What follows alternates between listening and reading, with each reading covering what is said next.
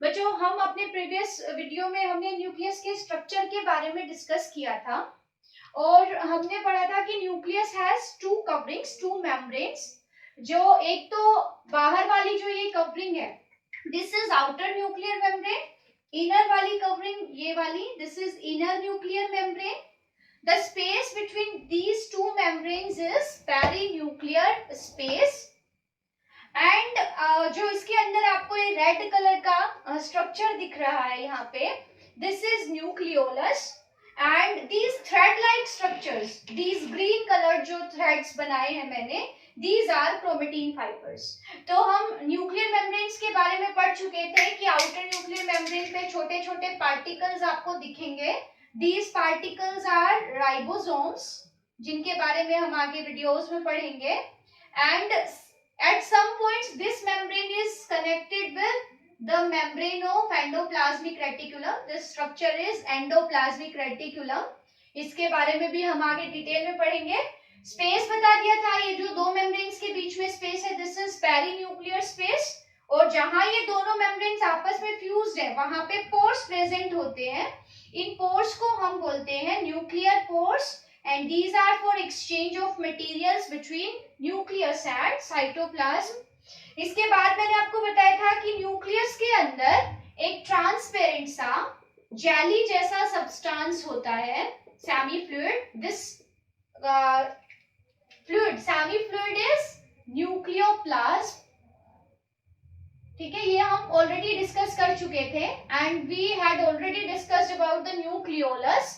Nucleolus is nucleus of the nucleus and its function is the formation of ribosomes. ये जो particles यहाँ पे दिख रहे हैं, these particles are prepared or synthesized by nucleolus. ये हम पढ़ चुके थे। आज जो हमारा टॉपिक ऑफ डिस्कशन है, that is chromatin fibres. Chromatin fibres क्या है? देखो यहाँ आपको ये ग्रीन कलर के थ्रेड्स नजर आ रहे होंगे, इंटरवुवन और एंटेंगल्ड, मतलब उलझे हुए धागे से नजर आ रहे होंगे आपको इसके अंदर। These thread like structures are chromatin fibres. तो आज हम पढ़ेंगे क्रोमेटिन फाइबर्स के बारे में, इट इज इंपॉर्टेंट। ठीक है, क्रोमेटिन फाइबर्स। फाइबर्स देखो, फाइबर्स वर्ड थ्रेड जैसे स्ट्रक्चर्स के लिए हम यूज करते हैं। और यहाँ पे जो ये क्रोम वर्ड है, क्रोमा, क्रोमा वर्ड होता है कलर्ड। मींस जब हम एक न्यूक्लियस को, जैसे सेल को स्टेन करते हैं, तो न्यूक्लियस के अंदर ये जो थ्रेड लाइक स्ट्रक्चर्स हैं, दीज अपीयर कलरफुल। तो ये जो कलर्ड स्ट्रक्चर्स हैं, ये colored structures are chromatin fibers. So these are thin thread like structures. कहाँ present है? Present in nucleoplasm or inside nucleus. अब देखो ये जो थ्रेड लाइक स्ट्रक्चर्स है, these are entangled और interwoven, means उलझे हुए हैं आपस में। एंड इनकी अगर हम केमिकल कंपोजिशन की बात करें कि ये किससे बने हैं, it is important to notice कि ये किससे बने हुए होते हैं। So these thread like structures are composed of DNA and proteins. तो ये इंपॉर्टेंट है कि what are the constituents of chromatin fibers. So chromatin fibers are made of DNA and proteins. DNA देखो जैसे हमारी बॉडी में प्रोटीन है, carbohydrate है, इसी तरह अदर केमिकल्स भी हैं और उन्हीं में से एक केमिकल है डीएनए।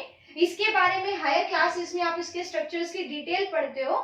यहाँ पे जो हमें याद रखना है, DNA is a macromolecule, it is a molecule, means it is a chemical. And इसकी फुल फॉर्म क्या है? Deoxy ribo nucleic acid. Okay, so DNA is deoxy ribo nucleic acid. ये मॉलिक्यूल है, केमिकल है, जो जिसपे चार्ज कैसा होता है? Negatively charged. ठीक है, याद रखना, DNA is having negative charge और साथ में इसका जो नेचर है, देखो यहाँ पे मैंने लिख दिया एसिड है, सो इससे it is acidic in nature. Okay तो डीएनए के बारे में याद क्या करना है, इसकी फुल फॉर्म क्या है, DNA is deoxyribonucleic acid, it is a chemical and it is negatively charged acid molecule. ठीक है, इसके साथ देखो अब जो डीएनए है वो भी थ्रेड जैसा ही होता है, लेकिन जो ओवरऑल डीएनए है, सपोज मैं हमारी एक सेल की बात करूं, human body is made of cell और हर सेल के अंदर देयर इज अ न्यूक्लियस और न्यूक्लियस के अंदर these chromatin fibres are present and these fibres are made of DNA. So अगर हम एक सेल के अंदर जितना जैसे न्यूक्लियस के अंदर जो पूरा डीएनए है उसकी लेंथ की हम बात करें तो लेंथ होती है डीएनए की हमारी हर सेल के अंदर 2.2 मीटर। तो लेंथ ऑफ डीएनए याद रखना है कि ये जो डीएनए है सेल के अंदर, एक सेल की बात मैं कर रही हूं, तो हमारी एक सेल के अंदर अगर हम पूरा डीएनए खोल के देखें, इस थ्रेड को देखें डीएनए को, तो उसकी लेंथ कितनी है 2.2 मीटर और ये डीएनए छोटे से न्यूक्लियस के अंदर प्रेजेंट है। सेल का डायमेंशंस भी मीटर में नहीं है, इसका मतलब सेल तो बहुत छोटी है एंड डीएनए बहुत लंबा है और सेल के अंदर भी मैं न्यूक्लियस की बात कर रही हूँ तो न्यूक्लियस का तो साइज बहुत ही छोटा है। तो इतने छोटे से न्यूक्लियस में इतने लंबे डीएनए को कैसे फिट किया जाए, आपके पास सपोज एक बहुत बड़ा सा थ्रेड है, उसको आप एक छोटे से स्पेस में पैक करना चाहते हो तो आप कैसे करोगे, उसको कॉइल कर दोगे, उस पे नोट्स लगा दोगे, गांठ बांध दोगे उसकी, तो वो थोड़े से स्पेस में पैक हो सकता है। सिमिलरली जो डीएनए है टोटल उसकी लेंथ बहुत ज्यादा है, न्यूक्लियस का साइज बहुत छोटा है, सो उस न्यूक्लियस के अंदर इतने बड़े से डीएनए को, लंबे से डीएनए को पैक करने के लिए प्रोटीन्स की जरूरत पड़ती है। इन प्रोटीन के अराउंड ये डीएनए रैप हो जाता है और एक छोटे से स्पेस में पैक हो जाता है जिसको हम न्यूक्लियस कहते हैं। और उसको डीएनए को पैक करने के लिए हमारी सेल के अंदर प्रोटीन्स प्रेजेंट होते हैं न्यूक्लियस में। These proteins are positively charged. देखो आपको पता है कि negative and positive attract each other, so DNA पे नेगेटिव चार्ज है तो डीएनए को अट्रैक्ट करने के लिए मींस डीएनए को पैक करने के लिए प्रोटीन्स प्रेजेंट होंगे जो कि कैसे होंगे, positively charged and basic proteins, जिनको हमारी सेल में जैसे हिस्टोन प्रोटीन्स है। सो अभी के लिए आपको अपने लेवल पे क्या याद रखना है कि डीएनए जो क्रोमेटिन फाइबर्स हैं, these are thread like structures जो हमारे न्यूक्लियस में प्रेजेंट है। ये थ्रेड लाइक स्ट्रक्चर्स इंटैंगल्ड होते हैं, उलझे हुए धागे हैं और ये न्यूक्लियस में है और बने हुए हैं डीएनए एंड प्रोटीन से। DNA is deoxyribonucleic acid, it is a chemical which is having negative charge and it is acidic in nature. So ये डीएनए की जो लेंथ है इट इज वेरी लॉन्ग और to pack this DNA in a small space उसके लिए हमें जरूरत पड़ती है प्रोटीन्स की। तो उन प्रोटीन्स के अराउंड डीएनए रैप होके छोटे से स्पेस में फिट हो जाता है। These proteins are positively charged and basic in nature. Okay? तो ये जो फाइबर्स हैं ये है क्रोमेटिन फाइबर्स, डीएनए और प्रोटीन से बने हुए। अब जो मैंने यहाँ पे न्यूक्लियस बनाया ये उस सेल का न्यूक्लियस है जो अभी डिवाइड नहीं कर रही है, मतलब वो सेल अभी डिवाइड नहीं कर रही है, वो अपने आप को रेडी कर रही है फॉर द डिवीजन। तो यहाँ पे जो ऐसा न्यूक्लियस है, देखो जब सेल डिवाइड नहीं कर रही है तो हम कहेंगे कि ये इंटरफेज न्यूक्लियस है। जब सेल अभी डिवाइडिंग फेज में नहीं है तो ये न्यूक्लियस कौन सा होगा, इंटरफेज। अब जब सेल डिवाइड करने वाली होती है, मींस सेल को अभी डिवाइड करना है, सेल को इंटरफेज से डिवीजन वाले फेज में एंटर करना है, तो उस दौरान क्या होता है कि ये जो धागे अभी आपको थोड़े लंबे लंबे नजर आ रहे हैं ये और ज्यादा कंडेंस होके छोटे और थिक हो जाते हैं।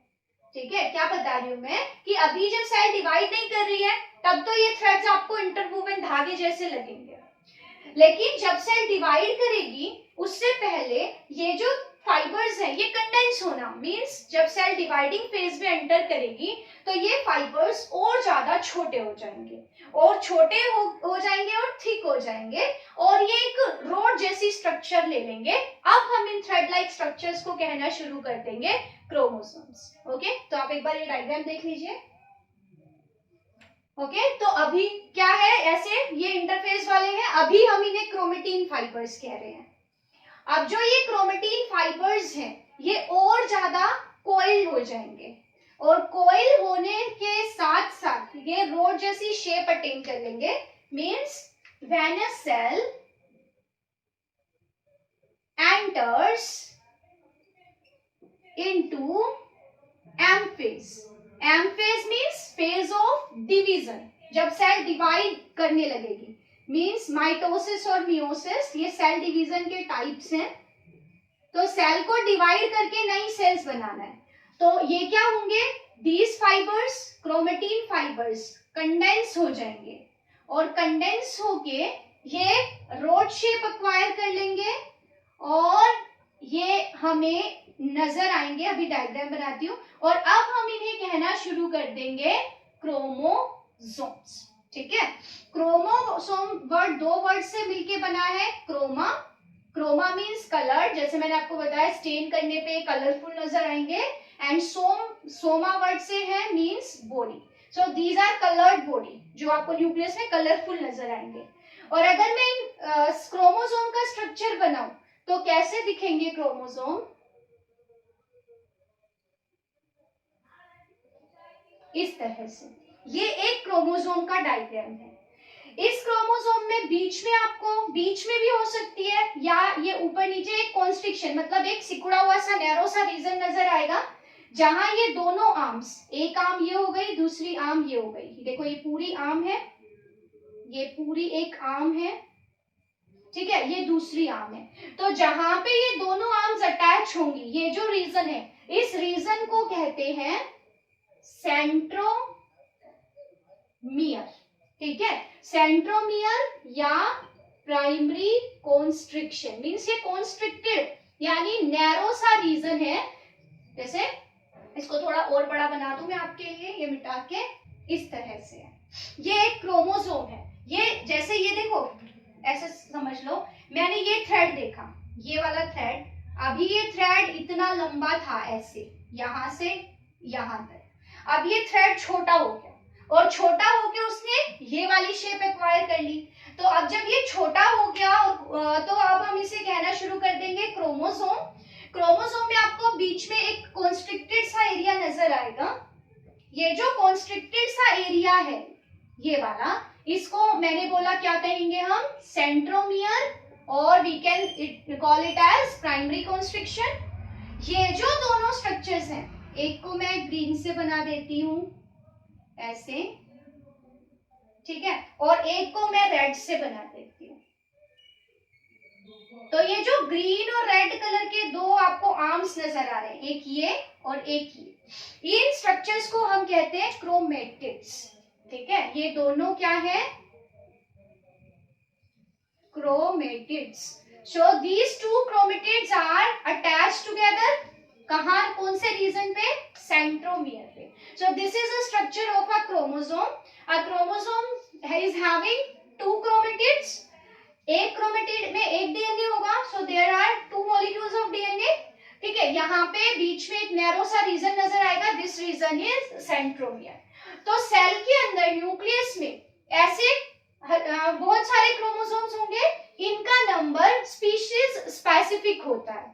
जैसे मैं हमारी ह्यूमन बॉडी की एक सेल की बात करूं तो हमारी हर एक सेल में ऐसे, ये एक क्रोमोसोम है ना, ऐसे 46 क्रोमोसोम्स आपको नजर आएंगे। So number of these chromosomes in a cell कितना होगा, ये हर स्पीशीज टू स्पीशीज वेरी करता है। किसी स्पीशीज में कम होते हैं क्रोमोसोम, किसी स्पीशीज में ज्यादा होते हैं। सो यहाँ पे जो बात याद करने की, क्रोमोसोम्स भी किससे बने हैं, क्रोमोसोम्स कैसे बने, क्रोमेटिन फाइबर जब और ज्यादा कॉइल हो गई तब बने।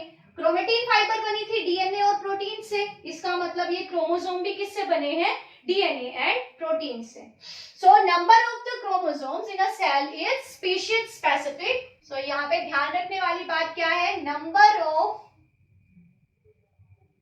chromosomes in a cell is species specific।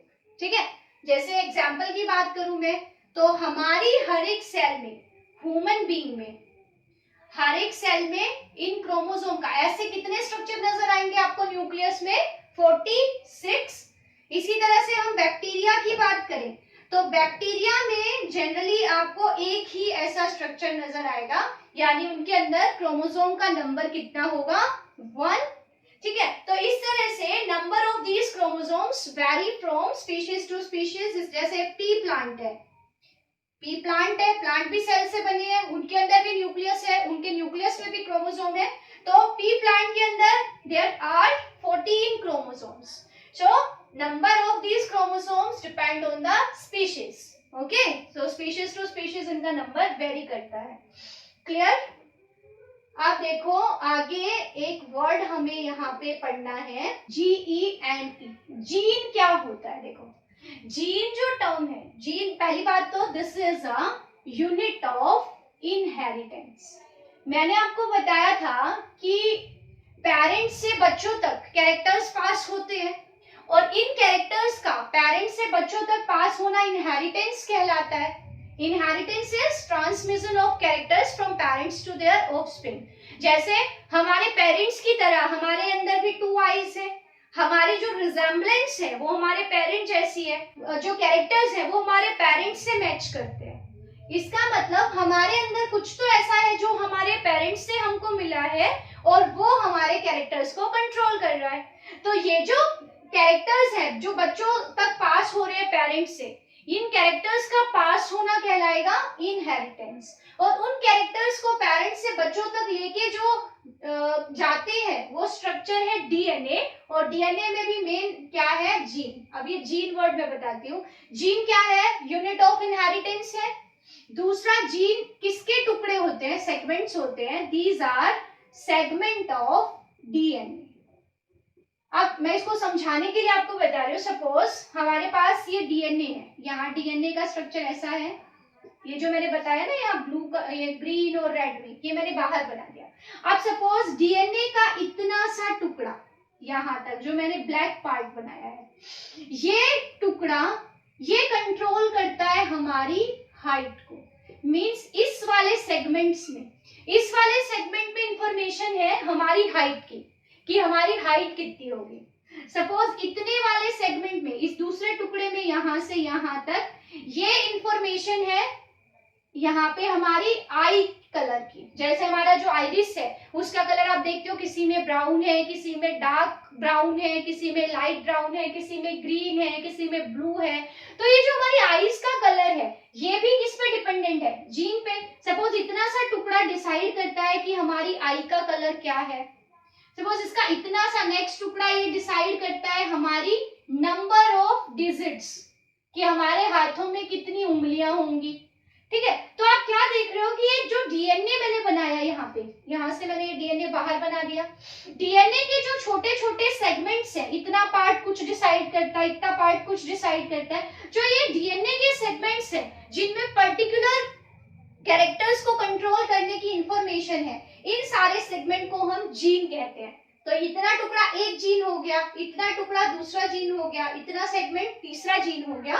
So jeans क्या है, डीएनए के सेगमेंट्स हैं, और इन जीन्स के अंदर ही इंफॉर्मेशन होती है हमारे सारे कैरेक्टर्स के लिए।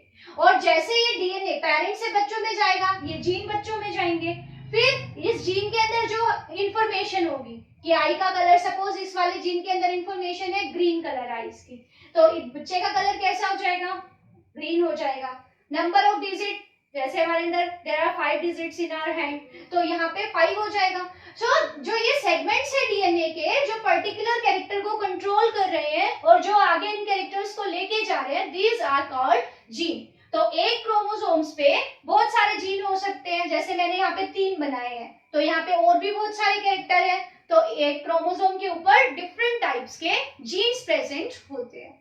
तो जीन क्या है, यूनिट ऑफ इनहेरिटेंस, और ये किसके सेगमेंट है, डीएनए के। सो ये था क्रोमोसोम के बारे में। नंबर आपको मैंने बताया स्पीशीज स्पेसिफिक होते हैं। अच्छा देखो आगे क्या है कि जो अब मैंने आपको बताया number of chromosomes in a cell is species specific. ठीक है, ये मैंने आपको बताया। अब हम इनके नंबर के बेस पे देखो, जैसे हम लोग शूज पहनते हैं, हमारे शूज पेयर में होते हैं, ऐसे होता है ना। जैसे मैं हमारे शूज बताऊं सपोज, तो ये एक पैर का शू है, और ये ऐसा नहीं होता है वैसे शू, पर ये गलत बन गया। देखो ऐसे जैसे ये 2 जूते हैं हमारे, ठीक है, एक हमारे एक राइट पैर का है और एक हमारे लेफ्ट पैर का है। तो आप क्या देखोगे, दोनों का साइज सेम होगा। इस वाले में जहां जैसे होल है, लेस डालने के लिए जहां होल्स हैं ऐसे, तो जहां इसमें होल्स है वहीं उसी पोजीशन पे इसमें होल्स होंगे। तो इन शॉर्ट में कहना क्या चाह रही हूँ कि जो हमारे जैसे शूज हैं, हमारे चप्पल्स हैं, वो पेयर में होते हैं, है ना। इसी तरह से कुछ एनिमल्स, कुछ ऑर्गेनिजम्स ऐसे हैं जिनमें क्रोमोसोम भी पेयर में होते हैं, और कुछ ऐसे भी हैं जिनमें क्रोमोसोम पेयर में नहीं होते। तो क्रोमोसोम किसी सेल में पेयर में होंगे या पेयर में नहीं होंगे, अनपेयर्ड होंगे। तो उस बेसिस पे दो तरह की सेल्स होती हैं, बहुत इंपॉर्टेंट है, देखो ध्यान से समझना। एक है डिप्लॉइड सेल, पहले डिप्लॉइड की बात कर लेती हूं मैं, डिप्लॉइड सेल, और एक होती है हैप्लॉइड सेल।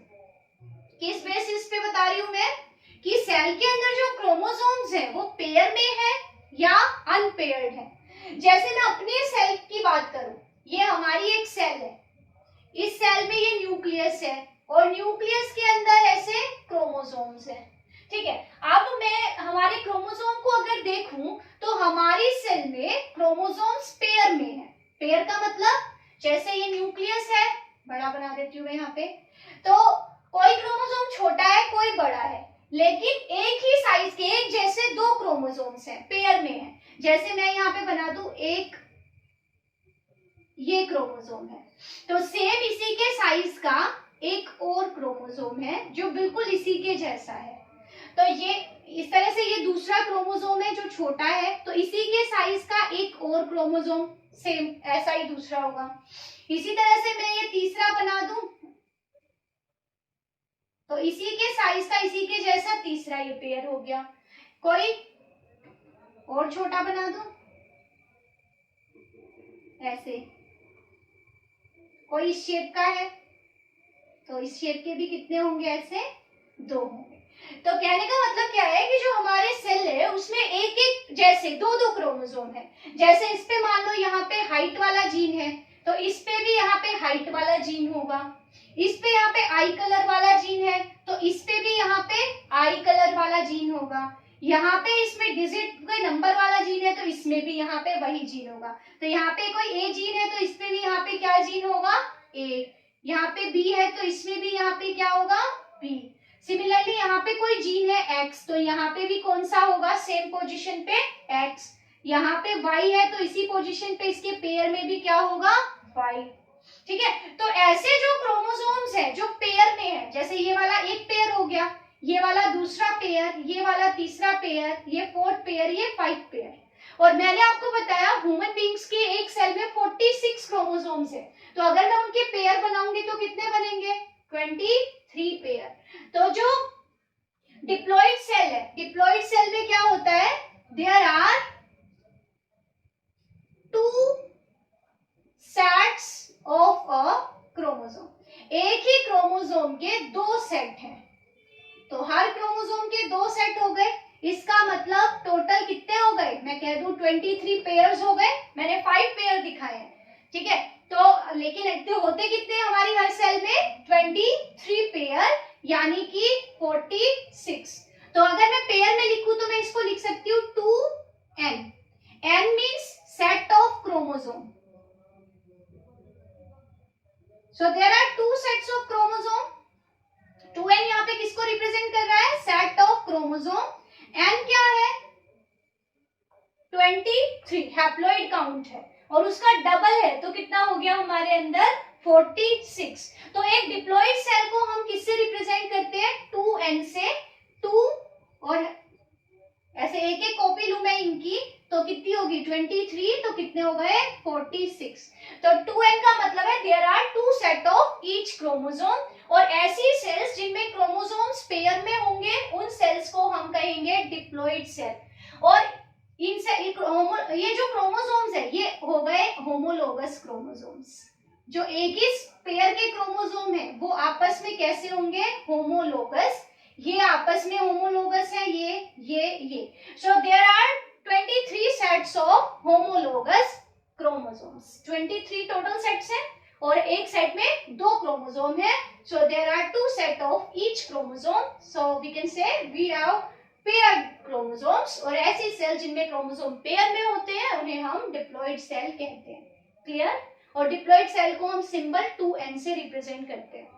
इसी तरह से अगर मान लो एक सेल है और उस सेल में हर क्रोमोसोम की एक ही कॉपी है, जैसे एक क्रोमोसोम ये है, इसके जैसा दूसरा नहीं है, फिर दूसरा ये है, इसके जैसा कोई इसकी कॉपी नहीं है, ये ऐसा, तो हर एक हैप्लॉइड में क्या होगा? सिंगल सेट ऑफ क्रोमोसोम होगा। एक सेल में एक जैसा एक ही क्रोमोसोम होगा, सो single set of chromosome.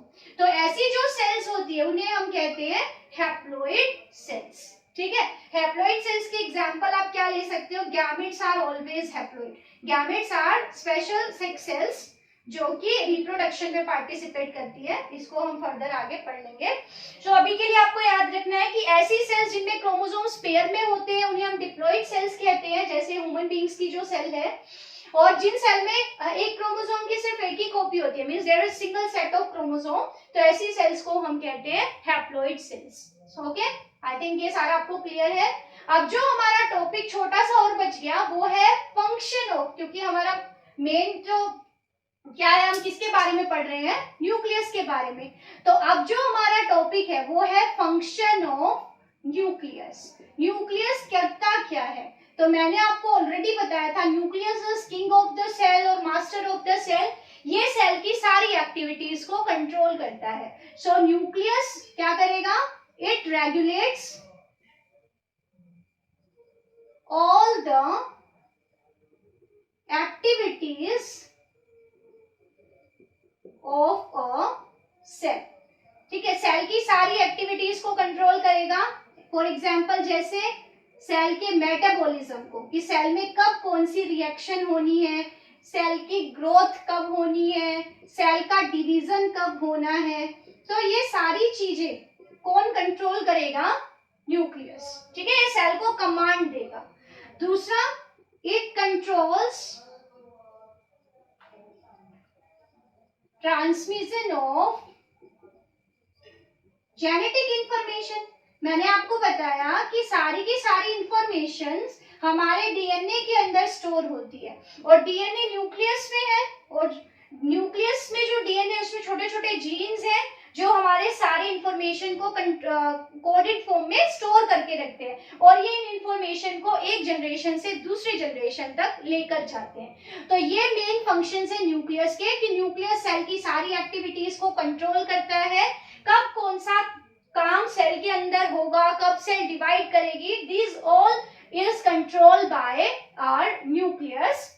Second, nucleus के अंदर क्योंकि जेनेटिक इंफॉर्मेशन होती है, और न्यूक्लियस ही सारी इंफॉर्मेशन को नेक्स्ट जनरेशन में ट्रांसफर करेगा, so it controls the transmission of genetic information. This is all about nucleus, and nucleus is very important क्योंकि ये किंग है सेल का। तो आप इसको बहुत अच्छे से रिवाइज कर लेना। डिप्लॉइड, हैप्लॉइड सेल, ये आपको हर जगह यूज होती रहेंगी ये टर्म्स, और आपको ये बहुत अब रेयरली बताया जाएगा हैप्लॉइड और डिप्लॉइड सेल का, क्योंकि बार बार ये चीजें समझाने में टाइम लगता है। तो आपको ये वीडियो बहुत अच्छे से देखना है, सो बी अटेंटिव, और आप बहुत अच्छे से अपनी लर्निंग करते रहिए।